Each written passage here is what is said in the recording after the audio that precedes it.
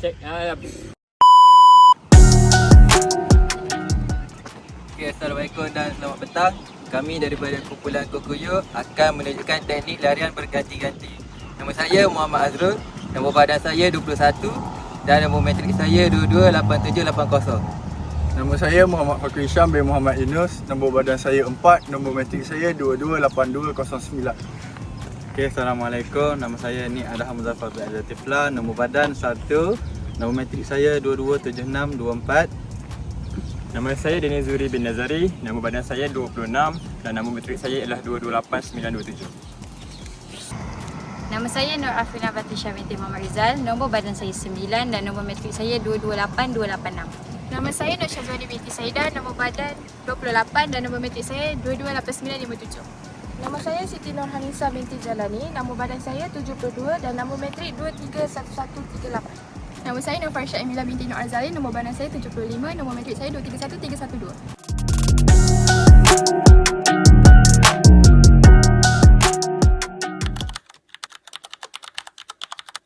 Teknik yang pertama adalah teknik push pass. Teknik ini paling kerap digunakan dalam acara 4x100 meter kerana ia selamat dan mudah dikawal. Ini merupakan contoh dalam teknik push pass, pelari pertama tidak memandang ke belakang, non-visual. Pelari penerima akan menghulurkan tangan ke belakang dengan tapak tangan menghadap ke atas dan ibu jari dibuka. Seterusnya ialah teknik up sweep yang juga digunakan dalam acara 4x100 meter. Dalam teknik ini, pelari penerima menghulurkan tangan ke belakang dengan tapak tangan menghadap ke bawah. Pelari pemberi pula akan menghayung baton dari bawah ke atas masuk ke tangan penerima. Sebagai contoh, teknik ini membolehkan pertukaran baton dilakukan dengan lebih pantas, namun begitu ia memerlukan koordinasi dan timing yang sangat baik antara pelari, pemberi dan penerima. Jika teknik ini tidak dilakukan dengan betul, baton mudah terlepas. Untuk teknik yang ketiga diberi nama push pass. Push pass dalam acara 4x400 meter. Untuk acara 4x400 meter, teknik pertukaran baton adalah berbeza. Ini kerana atlet berada dalam keadaan lebih penat dan kelajuan tidak setinggi 4x100 meter. Pertukaran baton dilakukan secara visual, di mana pelari penerima akan melihat pelari pemberi sebelum menerima baton.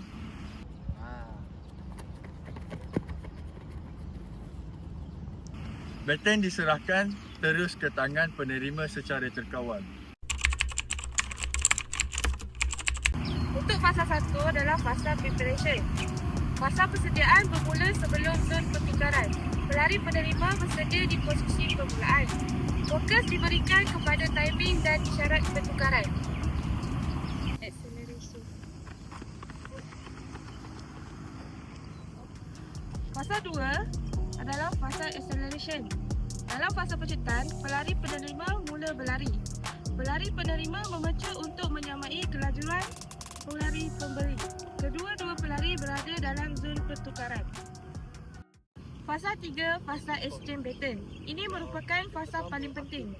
Baton dipindahkan daripada pelari pemberi kepada penerima. Pertukaran mesti berlaku sepenuhnya dalam zon pertukaran.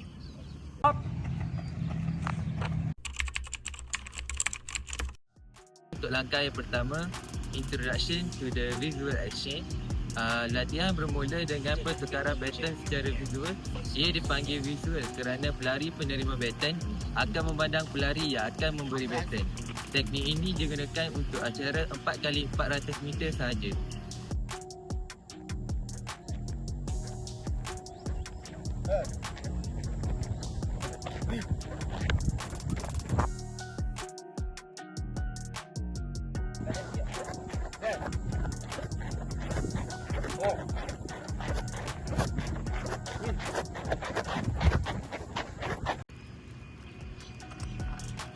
Langkah kedua ialah introduction to the non-visual exchange. Atlet diperkenalkan kepada pertukaran baton tanpa melihat ke belakang. Ia dipanggil non-visual kerana pelari penerima baton tidak akan memandang pelari yang akan memberi baton. Teknik ini digunakan untuk acara 4x100 meter sahaja.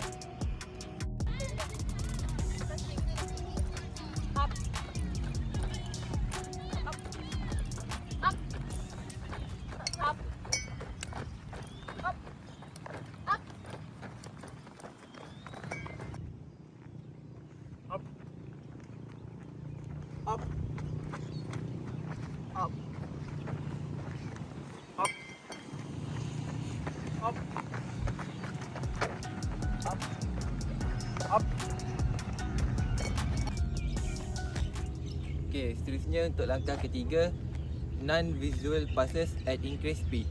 Dalam langkah ini, pertukaran baton dilakukan pada kelajuan yang lebih tinggi. Latihan ini membantu atlet untuk menyesuaikan diri dengan tekanan pertandingan yang sebenar.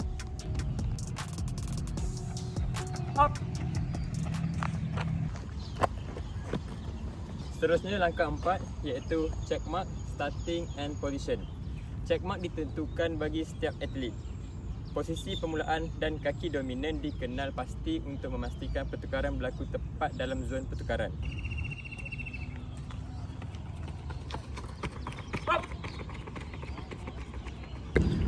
Dalam acara 4x100 meter, pertukaran baton dilakukan tanpa melihat.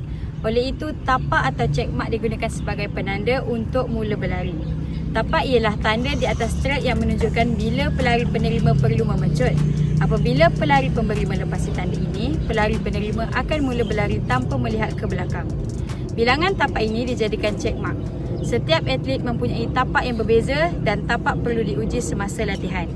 Jadi kita boleh mulakan dengan tapak 20 langkah sekurang-kurangnya untuk atlet ni. Ini adalah contoh. Ini yang pertama, 2, 17, 18, 19, 20.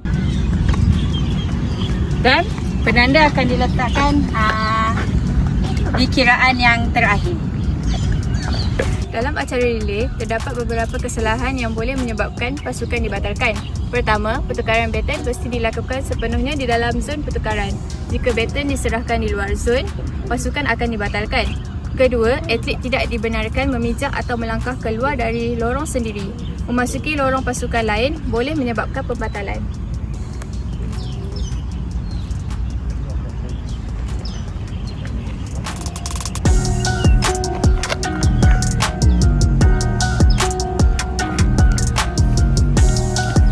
Ketiga, atlet perlu berhati-hati supaya tidak memijak garisan lorong semasa berlari dan semasa pertukaran baton.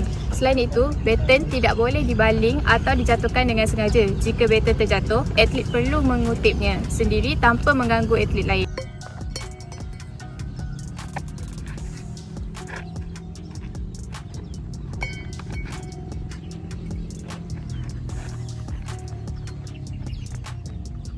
Kesimpulannya, pematuhan kepada peraturan seperti zon pertukaran lorong larian dan teknik baton sangat penting untuk mengelakkan pasukan daripada dibatalkan.